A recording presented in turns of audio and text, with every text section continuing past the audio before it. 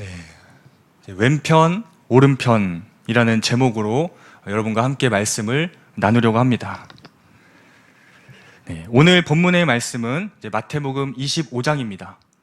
사실 제가 25장 이 비유 말씀을 오늘까지 이제 3번을 여러분들께 하는 것인데, 요점은 그것이었습니다. 종말의 때를 우리가 어떤 자세로 살아가야 하는가 했을 때 3가지의 비유를 통해서 우리에게 말씀을 주시고 있는데요. 그 3가지의 비유에서 공통적으로 말씀하시고 있는 것은 깨어있으라 라는 것입니다. 깨어있으라. 너희가 종말의 때를 살아갈 때 이렇게 깨어있으라 하시는 것인데, 오늘까지 이제 하면은 3가지의 비유를 제가 여러분들께 다 말씀을 드리는 것입니다. 네, 3번째 비유를 보기 전에 첫 번째, 두 번째 비유가 어떤 것이었는지 잠깐 저희가 살펴보고 3번째 비유를 보도록 하겠습니다. 지난 오후 설교 때 저는 첫 번째 비유인 이 열처녀 비유를 여러분들께 말씀드렸습니다. 여기서의 핵심은 주님이 생각보다 더디 오신다라는 것이 핵심이었습니다. 하지만 반드시 주님은 다시 오실 것이기 때문에 당장 오늘이라도 주님이 다시 오실 수 있다는 것을 우리가 인식하면서 믿음으로 살아가자, 그렇게 말씀을 드렸습니다. 언제 어느 때 갑자기 오신다고 해도 당당하게 이번에도 한번 우리 같이 따라서 해주시면 감사하겠습니다. 주님 잘 오셨습니다. 기다리고 있었습니다. 네, 이렇게 고백하는 자들이 되자, 그렇게 말씀을 드렸습니다. 미련한 5 처녀와 같이 준비하지 못해서 잔치에 참여하지 못하는 것이 아니라 슬기로운 5 처녀와 같이 신랑을 맞아 잔치의 기쁨에 참여하는 자들이 되어야 하겠습니다. 첫 번째 비유인 이 열처녀 비유에서 깨어있다라는 것이 뭐냐, 깨어있는 것이 뭐냐라고 했을 때, 주님이 더디 오신다고 생각이 될지라도 다시 오실 주님을 인식하며 하루하루 살아가는 것이다 라는 점을 보았습니다. 그리고 지지난 오후 설교 때 저는 두 번째 비유인 이 달란트 비유를 말씀드렸습니다. 여기서의 핵심은 주님의 뜻을 알고 그 뜻대로 살아가는 것이다 라는 것인데, 5 달란트, 2 달란트, 1 달란트 받은 자들이 소개되었는데, 얼마나 받았느냐가 중요한 것이 아니고 얼마를 받았든지 충성을 다하는 삶이 깨어있는 삶이다 말씀을 드렸습니다. 굳이 다른 사람과 나의 달란트를 비교하면서 내가 더 많이 가졌다고 교만할 필요도 없고요, 내가 덜 가졌다고 열등감을 느낄 필요도 없는 것입니다. 주님이 맡기신 것이 무엇이든지 간에 그 맡기신 뜻을 알고 충성을 다하는 것, 이것이 바로 달란트 비유에서 깨어있는 삶이다 말씀을 드렸습니다.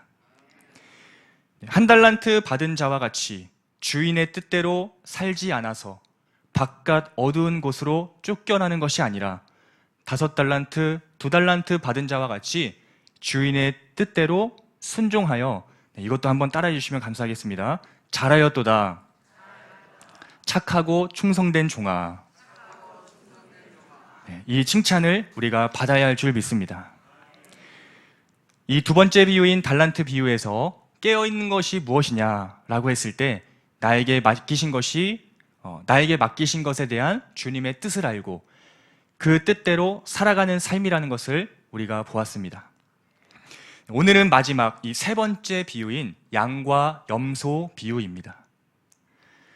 주님께서는 첫 번째, 두 번째 비유보다 더 확실하게 주님이 재림하신다라는 것을 드러내면서 지금 말씀하고 계시는데, 슬기로운 처녀, 또 미련한 처녀, 그리고 5 달란트, 2 달란트 받은 자, 그리고 1 달란트 받은 자, 이렇게 두 부류로 나뉘어졌던 것처럼 오늘 본문에서도요, 양과 염소, 이렇게 두 부류로 나누어지는 것을 보게 됩니다. 양은 특별히 오른편에 있고요, 염소는 왼편에 둡니다. 양과 염소, 오른편, 왼편, 이렇게 대조하고 있는데, 양이 더 긍정적으로 묘사되는 것을 보게 됩니다. 여러분들 잘 아시다시피 양은 하나님의 백성들이고 목자는 하나님으로 비유되어 왔기 때문에 긍정적으로 묘사되는 것을 보게 됩니다. 반면에 염소는요, 풀밭을 못 쓰게 만들고 나무를 상하게 하여 초목을 죽게 만드는 경우가 많았기 때문에 부정적으로 이렇게 묘사가 되었습니다. 그리고 찾아보니까 색깔에 대한 대조도 있었습니다. 당시에 팔레스타인의 이 양들은 대개 하얀색이라고 합니다. 저희가 보는 듯이 양은 하얀색이죠. 근데 염소는 검은색이었다 합니다. 흰색과 검은색의 대비로 이 어떤 선과 악을 대조시키고 있구나라는 것을 또 보게 됩니다. 그리고 오른편이냐 왼편이냐 하는 문제도 있는데 성경에서 보면은 오른편은 항상 좀 긍정적으로 묘사가 되고 왼편은 부정적으로 묘사되는 경우가 많습니다.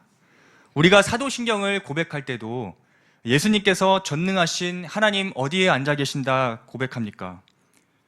네, 우편에 앉아 계신다, 오른편에 앉아 계신다 그렇게 고백을 합니다. 그 전도서 10장 2절의 말씀에서도요, 지혜자의 마음은 오른쪽에 있고 우매자의 마음은 왼쪽에 있느니라 이렇게 또 말씀을 합니다. 양은 오른편으로서 긍정적인 이미지로, 염소는 왼편으로서 부정적인 이미지로 나뉘어집니다. 그렇다면 왜 이렇게 양과 염소, 오른편, 왼편 나뉘어지게 되는 것일까? 우리가 말씀을 읽었지만은 다시 한번 말씀을 보면서 보도록 하겠습니다. 먼저 오른편에 있는 자들입니다.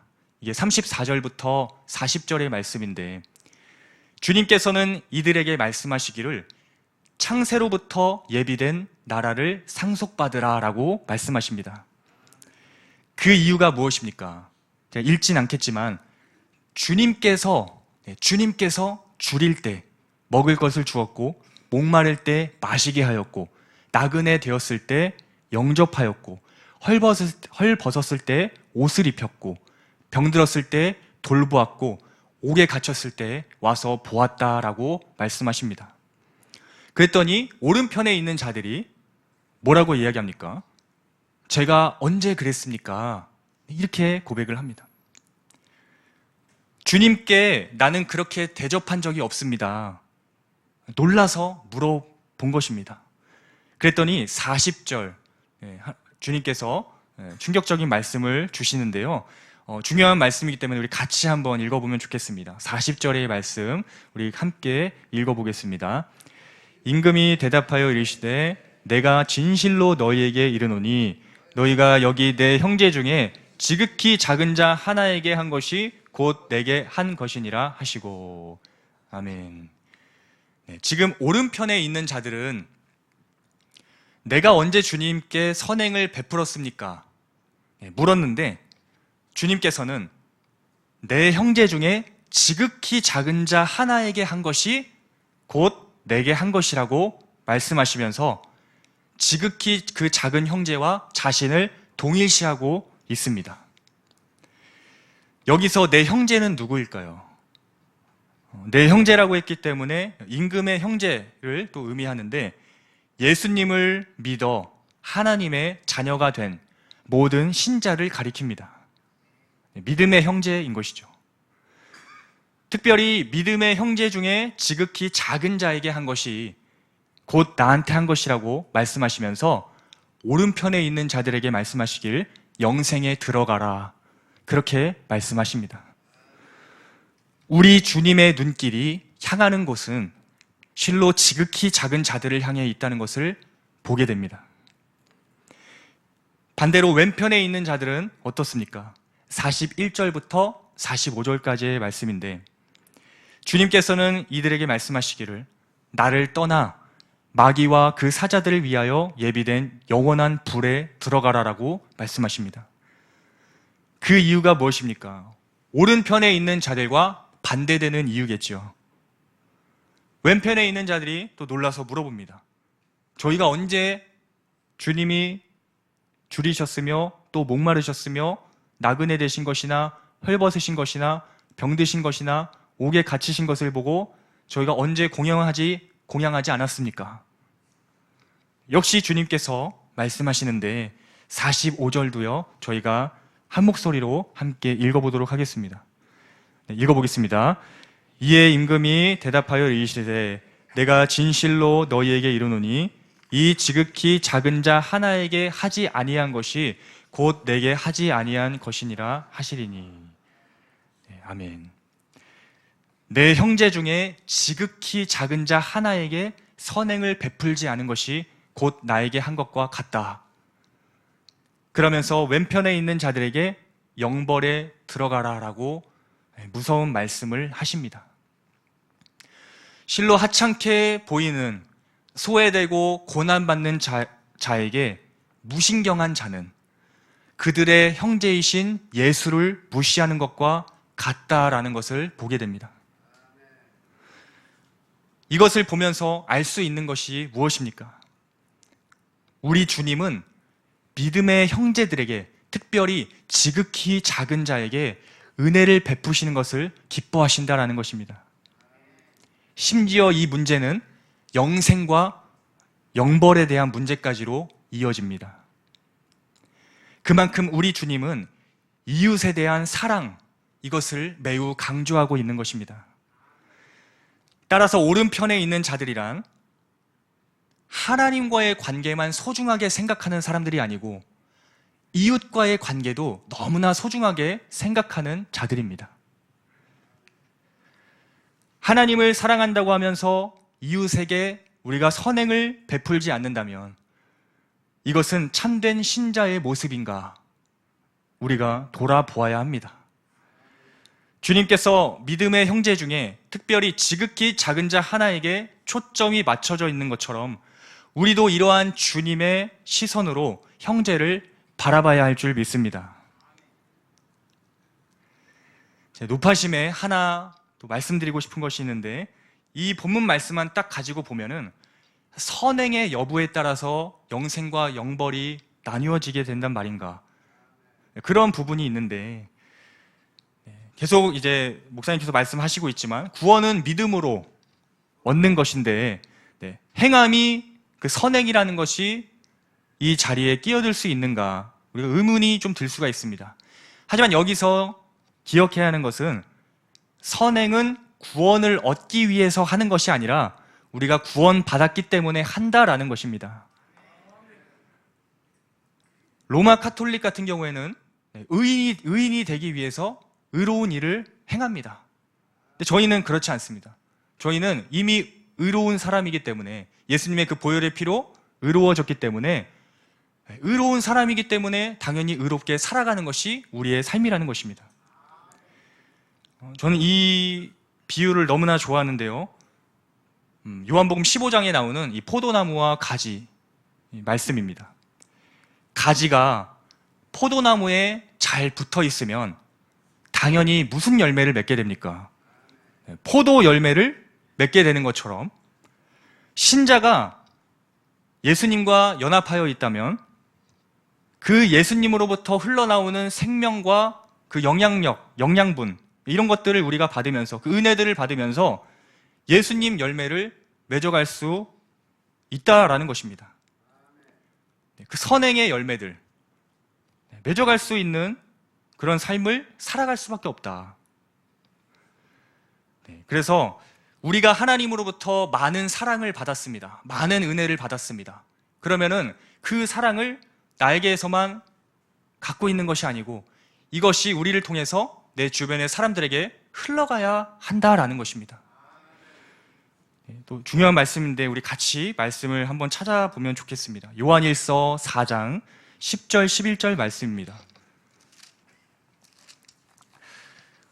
요한일서 4장 10절 11절 두 절 말씀 우리 한 목소리로 같이 보도록 하겠습니다. 요한일서 4장 10절 11절입니다. 읽어보겠습니다. 사랑은 여기 있으니 우리가 하나님을 사랑한 것이 아니요 하나님이 우리를 사랑하사 우리 죄를 속하기 위하여 화목제물로 그 아들을 보내셨음이라. 사랑하는 자들아, 하나님이 이같이 우리를 사랑하셨은즉 우리도 서로 사랑하는 것이 마땅하도다. 아멘. 나를 죽기까지 사랑하신 그 주님으로 인해서 내가 구원받았다면 나 역시도 이웃에 대해 사랑으로 나아가는 것이 마땅하다라는 것입니다. 주님께 엄청난 사랑을 받았음에도 불구하고 주변의 형제들에게 내가 인색하게 군다면 주님이 기뻐하시지 않으실 겁니다. 이것이 참된 신자의 모습인가 돌아보게 되는 것이죠. 참된 신자라면 하나님을 사랑하는 것은 물론이거니와 이웃도 사랑하는 모습으로 나아가는 자들인 줄 믿습니다. 이 본문의 말씀에 너무나 딱 들어맞는 비유가 있어서 제가 이 비유를 소개해드리면서 이제 마무리를 좀 하려고 합니다. 선한 사마리아 비유인데요. 여러분 내용 다 잘 아실 테지만 제가 또 간략하게 설명을 드리면서 같이 보도록 하겠습니다. 이게 이제 누가복음 10장 25절에서 37절 말씀인데, 선한 사마리아 비유에서 이제 율법 교사가 예수님께 시험하기 위하여 찾아옵니다. 근데 그 질문이 무엇이었냐면은 내가 무엇을 하여야 영생을 얻으리이까? 그렇게 질문을 합니다.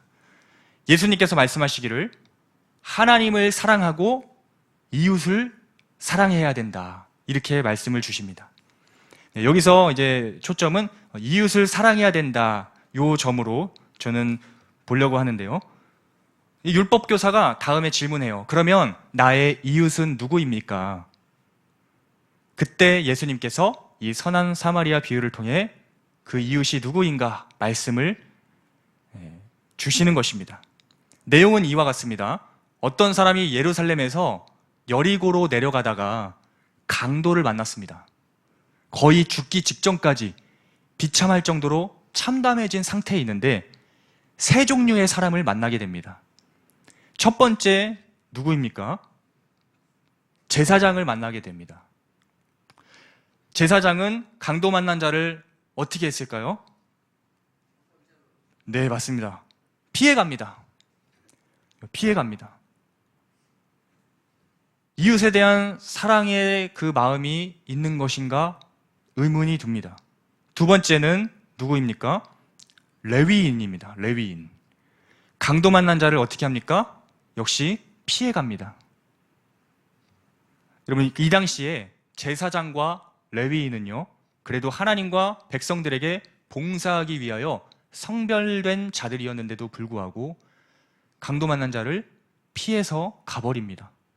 그런데 세 번째로 누가 나타납니까? 사마리아인이 나타납니다.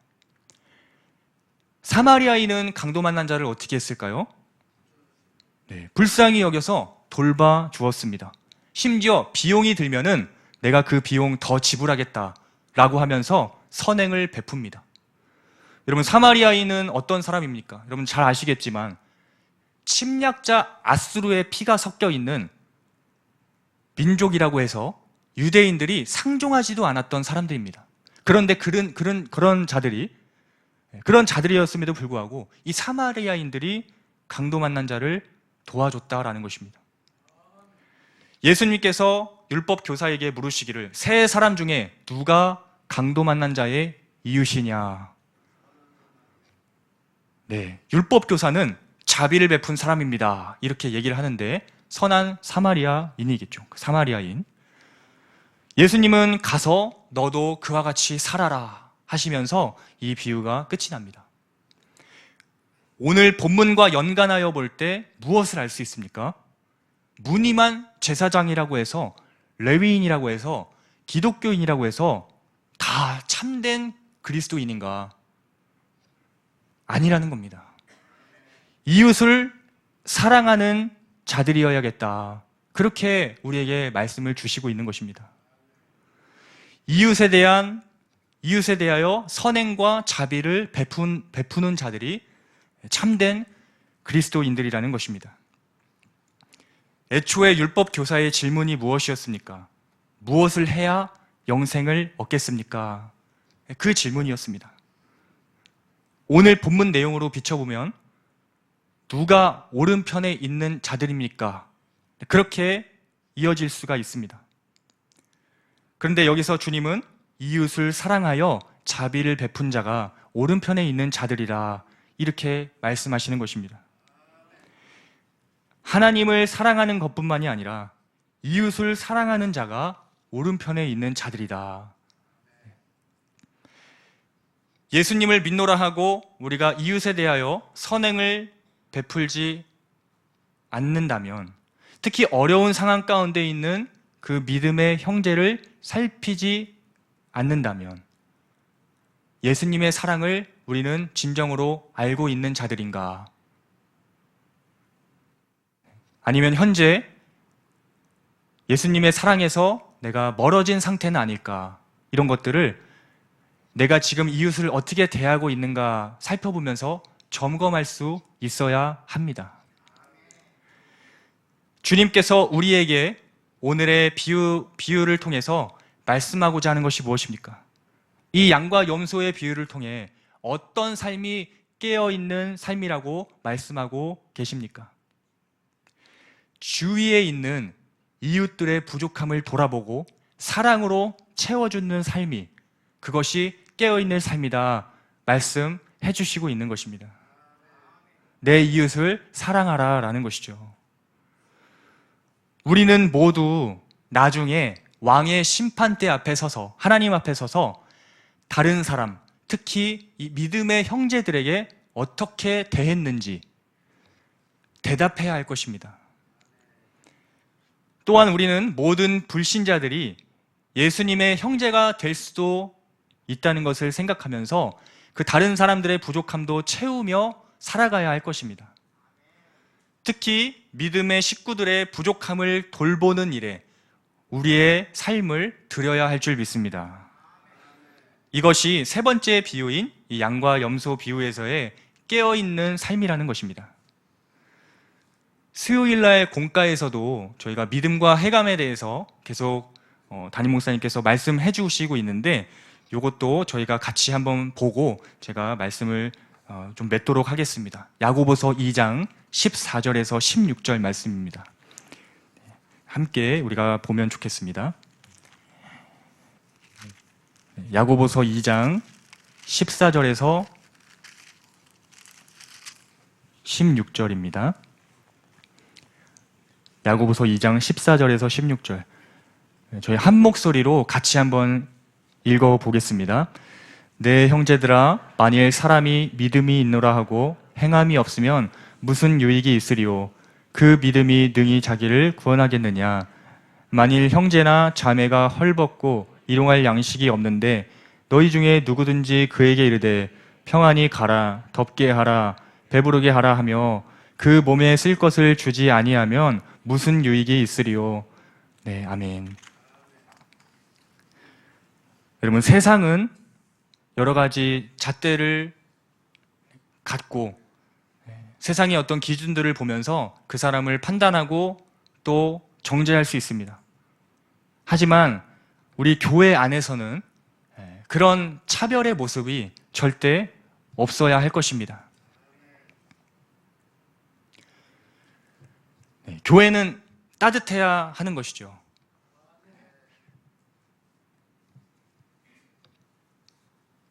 여기 야고보서에서 또 이제 말씀하는 것처럼 말로만 그렇게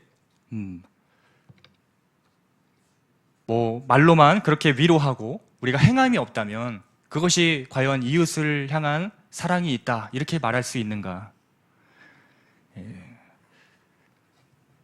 여러분, 교회 생활을 하시면서 어려운 자들을 보게 될 때 반드시 먼저 도와줄 수 있는 자들이 되시기를 간절히 소망합니다. 내 옆에 믿음의 형제가 아파하고 또 힘들어할 때 먼저 여러분들 손을 내밀어 주시고요, 주님의 사랑으로 감싸 주시기를 소망합니다. 우리가 교회 안에서뿐만이 아니라 또한 직장이나 또 일터에서도 어려운 자들이 있거든, 또 힘들어하고 아파하는 사람들이 있거든, 주님의 사랑으로 내가 먼저 받은, 내가 누리는 그 주님의 사랑으로 그 이웃들을 도와줄 수 있는, 또 베풀어 줄 수 있는 그런 삶을 우리가 살아갈 수 있기를 소망합니다. 이것이 주님의 재림을 준비하며 깨어있는 자들이 살아가야 하는 삶이다라는 것입니다.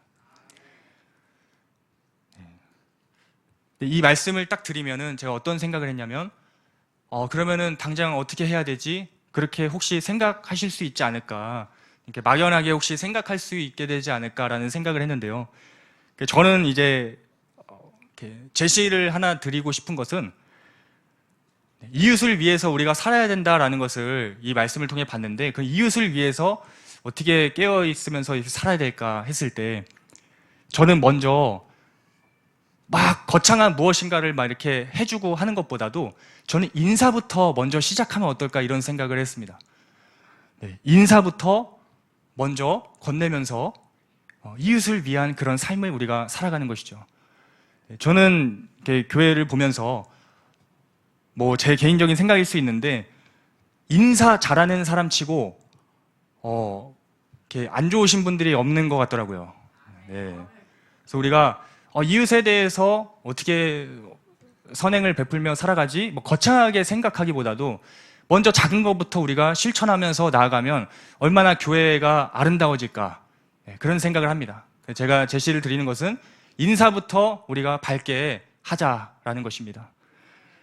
제가 이 얘기까지 드릴까 고민을 많이 했는데요. 제가 오늘 파마를 했습니다. 많은 분들이 알아주셔서 너무나 감사하고 정말 감사합니다. 제가 파마했다는 걸 이렇게 어필하면서 말씀드리고자, 이게 중점이 아니고 이런 거예요. 이렇게 어떤 권사님이 뭐 파마를 하셨어요? 아니면 뭘 화장법 바꾸셨어요? 그러면은 권사님 파마하셨네요. 이 한마디가요 그 권사님을 춤추게 합니다. 네. 제가 그거를 잘 알고 있어요. 제가 아버지 그 교회 생활하시는 거 보면서 이런 거구나 하면서 이런 거구나 했는데, 그러니까 작은 거부터 우리가 실천하면서 나아갈 수 있겠다, 그런 생각이 듭니다. 그래서 교회 안에서 항상 인사부터 시작해서 또 힘들어하는 그런 모습들 보이면은 또 이렇게 왜 그래 하면서 이렇게 또 손잡아 주시고 기도해 주시고, 그런 것이 어떻게 보면 깨어있는 삶의 부분이 아닌가, 저는 그렇게 믿습니다. 그래서 주님의 재림을 기대하며 또 깨어있는 자는 이웃에게 자비를 베푸는 자들이라는 사실을 기억하고 이웃사랑을 실천하며 나아가는 저와 여러분 되시기를 간절히 축복합니다.